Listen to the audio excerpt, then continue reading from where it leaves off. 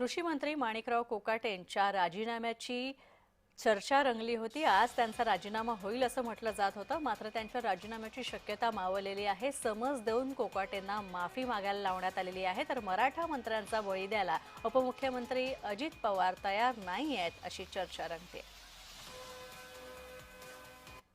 जो माणूस महाराष्ट्राच्या सरकारला भिकारी म्हणतो, शेतकऱ्यांना भिकारी म्हणतो, असा माणसांनी महाराष्ट्राच्या सरकारमध्ये असूच नये। म्हणजे इतके दिवस माननीय मुख्यमंत्र्यांनी आणि दोन्ही उपमुख्यमंत्र्यांनी सहनच कसं केलं हा अपमान तुमचा आणि माझा फक्त नाहीये, हा महाराष्ट्राच्या सरकारचा अपमान आहे, हा महाराष्ट्रातल्या कष्ट करणाऱ्या शेतकऱ्यांचा अपमान आहे। भिकारी म्हणता तुम्ही त्यांना। आणि अजितदादांनी वारंवार सांगूनही मिस्टर माणिकराव कोकाटे चुका करतात, त्याचा अर्थ काय काढायचा आम्ही?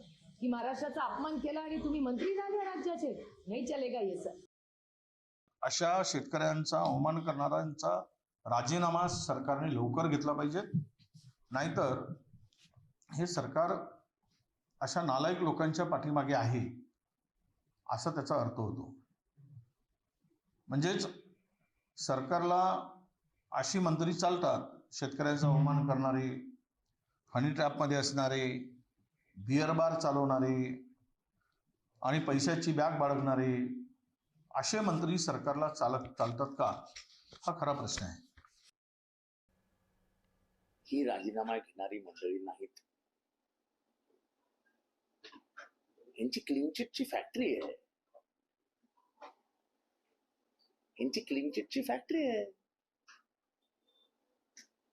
विधिमंडळाच्या आतमध्ये विधिमंडळ चालू असताना एखादा मंत्री जुगार खेळत बसतो आणि तो जुगार महाराष्ट्र उघड्या डोळ्यांनी बघतोय।